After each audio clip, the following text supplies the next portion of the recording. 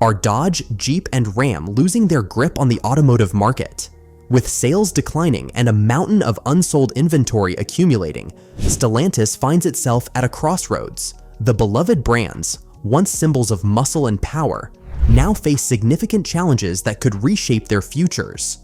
As loyal fans struggle with rising prices and a shift towards electrification, the question remains: can Stellantis adapt in a changing market, or will these iconic names fade into obscurity? Let's explore this in detail. Stellantis is in a tough situation right now.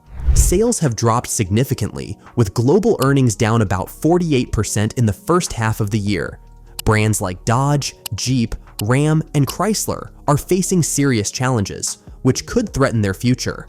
This issue isn't just about their mistakes. It's part of a larger trend in the auto market that could affect us all. New car sales are still lagging behind pre-pandemic levels, and Stellantis is feeling the pinch more than others. In the past 5 years, Jeep, Dodge, and Chrysler have seen a huge 39% drop in sales. Dodge is in even worse shape, with sales plunging by 67% since their peak in 2013. Jeep isn't far behind, down 44% from its best year in 2018, selling only 6,429 vehicles in 2023, its lowest number in over a decade. The situation is worsened by Stellantis sitting on a mountain of unsold vehicles, 1.4 million as of March 2024. Initially, they ramped up production to meet demand, but as sales dropped, they ended up with too many cars. Many of these vehicles are older models that don't match what today's buyers want, especially in popular segments like midsize SUVs. This has resulted in cars sitting longer on dealer lots, which is unusual for the industry. The Stellantis National Dealer Council is raising alarms and pointing fingers at CEO Carlos Tavares.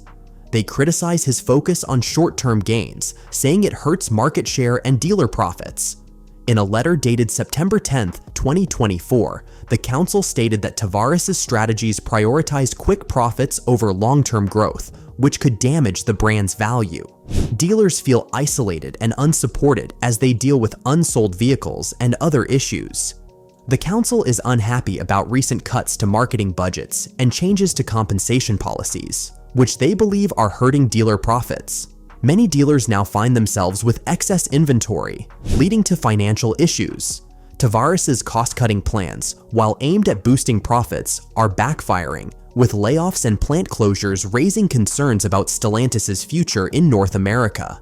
Another major issue is the transition from traditional engines. Stellantis is replacing the beloved V8 engines with the new Hurricane twin-turbo inline-6 engine.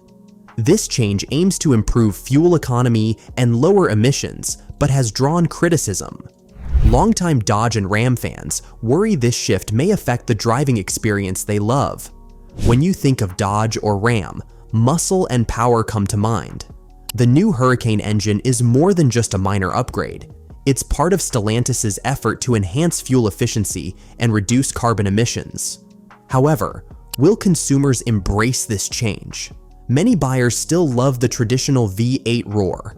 The Hurricane engine aims to balance performance and efficiency, featuring 2 low-inertia turbochargers for quick throttle response and advanced fuel injection for improved fuel economy. Critics worry this could alienate buyers, impacting sales as they compare options with competitors offering strong V8 engines. Stellantis has also struggled with weak incentives, falling behind other automakers that are boosting discounts and financing deals. Many dealers feel stuck in a tough market, overwhelmed with unsellable inventory and rising costs threatening their financial stability. The National Dealer Council is urging Stellantis to implement better incentive programs to clear excess inventory and support struggling dealers. Without increased incentives, many worry unsold vehicles will continue to pile up, hurting their profits. Changes are needed for dealers to regain solid ground. Now, let's talk about rising prices amid low sales. With sales down, Jeep saw a 9% drop, and Ram experienced a shocking 20% decline. Stellantis has decided to raise vehicle prices. This move aims to maintain profit margins even as demand falls. However, this strategy could backfire. Higher prices are driving potential buyers away, especially in a market where people are careful about spending due to rising interest rates and economic uncertainty. Consumers are becoming choosy, making them hesitant to pay more for vehicles that may not deliver on performance or features. As of March 2024, Stellantis reported 1.4 million vehicles in inventory, far more than the industry norm. This excess inventory creates additional challenges for dealers who struggle to sell vehicles that might soon become outdated and are priced too high for many shoppers. Chrysler is also facing issues with a limited vehicle lineup, including only the Chrysler 300 sedan and the Pacifica minivan. This lack of variety makes it hard to compete against rivals with wider selections, especially as SUVs and crossovers gain popularity. Although the Pacifica remains popular among families, it alone isn't enough to keep the brand afloat. Many consumers find Chrysler's models overpriced compared to competitors like the Honda Odyssey and Toyota Sienna. Chrysler is struggling to attract budget-conscious consumers because of its high prices and limited vehicle options. Efforts to refresh the brand seem overlooked by Stellantis management, raising concerns about its future direction. Analysts suggest Chrysler should introduce electric vehicles and new models that appeal to today's consumers. Stellantis CEO Carlos Tavares has emphasized focusing on performance metrics rather than emotional connections to legacy brands. While this practical approach has its benefits, it raises worries about Chrysler's long-term viability, especially as it competes for resources within Stellantis's large portfolio. Chrysler's limited lineup and high prices make it less competitive in a crowded automotive market. As consumers increasingly prefer brands that offer more affordable and diverse options, Chrysler risks becoming less relevant. Without significant changes, the brand may see declining sales and market presence. Analysts warn that if Stellantis continues to ignore Chrysler's potential for renewal, it could even lead to the brand being discontinued. Shifting to Ram trucks, the recent discontinuation of the Ram 1500 Classic has created challenges for consumers. This popular entry-level truck was priced at $37,570, but the new 2025 Ram 1500 starts at $42,270, effectively removing a budget-friendly option. This change places price-sensitive consumers in a difficult position, as they now face higher starting prices without affordable alternatives. The absence of the Ram 1500 Classic raises serious concerns about affordability within the Ram lineup. With increased prices and fewer low-cost options, budget-conscious buyers may turn to competitors that provide more affordable entry-level models. This could lead to a significant drop in Ram sales as customers look elsewhere. The latest Ram models, especially the 2025 Ram 1500, feature advanced technology like the new Hurricane engine, a twin-turbo inline-six that replaces traditional V8s for improved fuel efficiency and power. However, these innovations also drive up prices.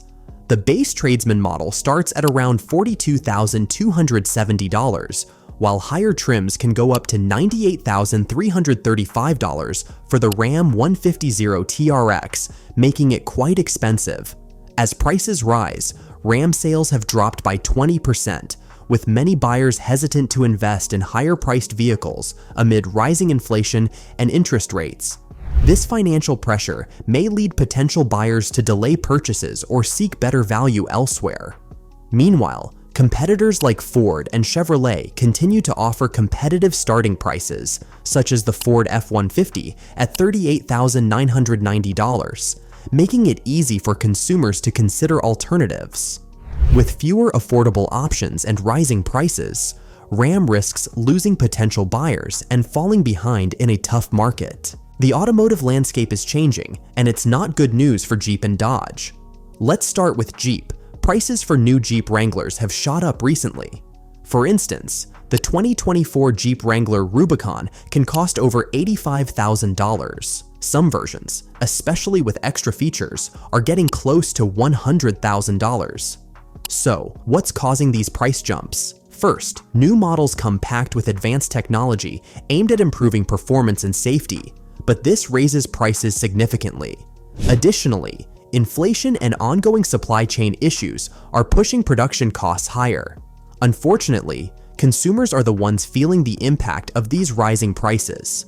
Many potential buyers are now questioning whether it's worth spending so much on a new Wrangler, especially when they can find more affordable alternatives from other brands. This has led to a growing interest in used Jeep Wranglers, which are becoming more appealing as budget-friendly options.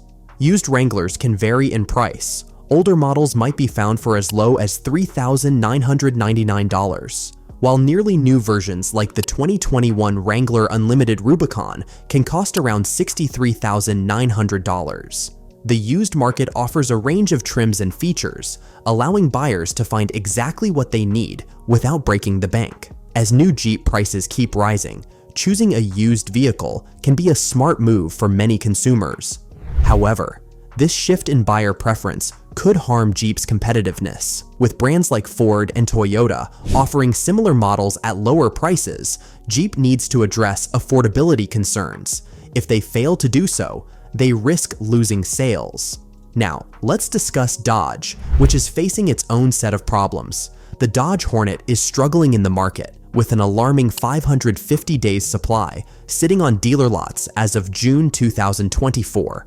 Only around 1,283 units were sold in the last 45 days, showing a clear mismatch between what Dodge offers and what buyers want. Dealers are stuck with unsold inventory, causing financial strain. Dodge is also trying to electrify its lineup, swapping traditional models like the Charger and Challenger for electric versions like the Charger Daytona SRT. However, this shift isn't winning over loyal fans, who worry that electrified models won't deliver the same power and thrill. Many customers feel left out, as Dodge has discontinued popular muscle cars without suitable replacements. Dealers are frustrated with the disconnect between corporate strategy and actual consumer demand, leading to declining sales and dissatisfaction. What are your thoughts on the challenges facing these iconic brands? Let us know. Thanks for watching. If you enjoyed the video, please subscribe and give us a thumbs up. Your support helps us create more great content for you.